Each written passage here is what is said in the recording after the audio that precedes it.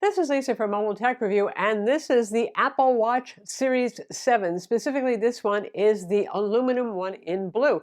As ever with Apple, there's a whole bunch of colors to choose from. This year's blue is different from last year's blue. It's a little bit lighter, maybe has a teeny bit more green and a little bit less violet to the hue. There's a green one, not unlike the green iPhone that we saw a couple of years ago, the Pro model. And of course, something that verges on black, that's not quite black, it's called Midnight. There's a hint of blue. It's pretty subtle, silver you get. And then there's stainless steel models as ever too, which is more straightforward. You've got silver, you've got graphite, aka pretty much black, and gold. And then there's a titanium model. Starting prices are the same. The aluminum starts at $399, and that one gets you one of the fluoroelastomer or hypoallergenic, whatever you want to call them, bands. You can get them bundled with different bands. In fact, you can lose your mind with an Apple Watch. If you go to Apple's website, instead of just picking one up at your local retailer somewhere where there's already bundled with some watch band, just looking at all the colors and all the bands will probably stymie you for a while. But are there any reasons to upgrade? We're going to find out now. So as is Apple's way, where they decouple the band from the watch, and if you buy a watch from them, it gets bundled with a band. So it's in two separate boxes. And the watch itself, the itsy bitsy little just watch, and the charger come in this still fairly big box, and then the bands come in one of these boxes. So let's talk about that charger, because that's one of the few really big feature changes from the Watch Series 6. Now it charges 33% faster. So it comes with a new magnetic charging puck that initially looks just like the existing ones, but has a USB-C connector on the end, so you can tell the difference. And I think one of the reasons why watches have always charged at a glacial pace is because there's not much room for thermal dissipation. In other words, you want to melt the things down while they're charging. Well, they found a way to speed it up, and I, for one, think that that's great. I'm not saying necessarily you should still upgrade from a Series 6 if you own one, but the battery life stays the same. Apple claims 18 hours. If I'm exercising quite a bit, I get about a day of use. I don't mean sleeping with it. And I get almost 2 days if I'm not exercising. But that means not wearing it when I sleep. And I kind of like sleep tracking. And that's something I enjoyed about Samsung's Galaxy Watch 4, for example, neat sleep tracking features, because the battery life wasn't there and to charge it took forever. So now it speeds it up enough. So if, say, you're going to bed and you have about 38% battery life, you're thinking, well, will it or will it not make it? You can just throw it on the charger for half an hour and charge it up 50%. So you get up into the mid-80s for your charge, which is perfectly fine. So that's a good quality of life improvement. So far, without making the watches bigger and heavier, which I think in this case nobody really does want, they haven't found a way to extend battery life further. The other big change is the watch faces have gotten slightly larger, much the way phones and laptops have done by shrinking the bezels, not by enlarging the casing. So the 40 millimeter is now a 41 millimeter. The 44 millimeter becomes a 45 millimeter. And you wouldn't think one teeny millimeter can make that much of a difference, even on a small thing like a smartwatch. But it is actually noticeable, particularly when you're interacting with UI elements, like your passcode. You always have to enter your passcode. If you take it off and you put it back on again, and the buttons are that much bigger that you tap. Whereas before I had about a 90% success rate with that, and now it seems pretty much like 100%.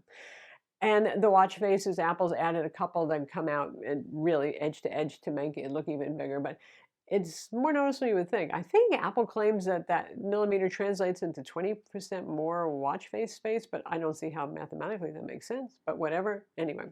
And I'm somebody who wears the smaller size, what's now called the 41 millimeter.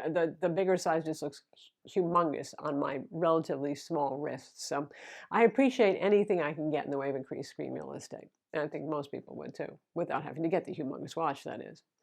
The watch bands are still compatible, though, from watches of old, so that's a good thing. Nothing has changed there. So I know a lot of people end up with a whole collection of watch bands over the years, and you're good. No worries about that. I think it's going to be Armageddon for a lot of people if Apple does eventually ever change that connection style. In terms of the glass on the aluminum model, it's supposed to be a lot stronger, like 50% more durable and 50% thicker, but it doesn't look it. The clarity is excellent on this watch face. So I know up until about the Series 3 or so, or 4, I always managed to scratch the glass and put little nicks in it because, yes, I am one of those people who will swing and hit every door jamb on my way through. And it's gotten better anyway, but I never complain about durability. I doubt you would either. Now, the stainless steel ones and the TI models still get that sapphire glass, which is supposed to be really strong. So there was no need to improve that, I guess. Speaking of the displays, the always-on display feature, of course, is still here, and it's brighter than it used to be. To me, Apple hasn't claimed that the watch face glass OLED display, LTPO is the kind, by the way, is any brighter, but it looks brighter and it looks sharper and clearer. And then that could be because I'm looking at my Apple Watch that's a year old and the glass might not be really damaged, but it's not as perfect as it once was. But it does just overall look a little zingier and sharper. It's enjoyable. Again, if you have a Watch Series 6, probably these are not reasons for you to upgrade unless you just love to upgrade. Hey, that's cool if you can afford to do that. But for those of you who are coming from a Series 3 or a Series 4, without being a bigger casing, really, this is going to seem like a huge upgrade for a much bigger screen and the faster charging. And all the biometric sensors carry over from the Series 6. There's nothing new there. So you've got your heart rate monitor, your ECG, your blood oxygen measurement, which for me has always been kind of hit or miss, not the most accurate, better than nothing, I suppose. Those are all still there, along with the altimeter, the compass, and all that sort of thing. And of course, you can get it with cellular if you want. You just pay extra if you want cellular. And usually most wireless companies charge about $10 a month for the service on that. So nothing different in biometrics and all that sort of thing. Of course, it has watchOS 8 out of the box, but you can upgrade a couple of generations old watches anyway. And it has a new S7 processor versus the S6 processor in the Series 6. Not much seems to have changed a lot in terms of speed here, however. It does, however, have a U1 chip. So what does that do? That's the same thing we've seen in recent iPhone Pro models. So if you want to use it to start your car, unlock your car door, or get into your smart home door lock sort of thing, that's what that's for. So that's nice to have too. You don't have to pull out your phone to do it. You just go with your watch. Yeah. One last note on durability is now it's IP6X resistant, which is dust resistant. And this was a shocker to me because I actually didn't realize that the previous generations weren't dust resistant. Yay, go me, always doing things like landscaping and sawing wood and all that sort of thing. I've never had a problem with dust with it, but now it's officially, well, dust resistant. And we still have that 5 atmospheres of water resistance, so swimmers, divers, you have fun with that sort of thing. So there it is. Obviously, this is very much an S year for the Apple Watch, though some people might say that that bigger screen makes enough of a difference to them to seem like woohoo. This is for folks who do have older watches, clearly, and who want the fancier one. There is still the Apple Watch SE for those who want it, not quite as feature-rich, but not a bad watch, especially if it's your first go into smartwatches and you're not even sure how much you want or need one.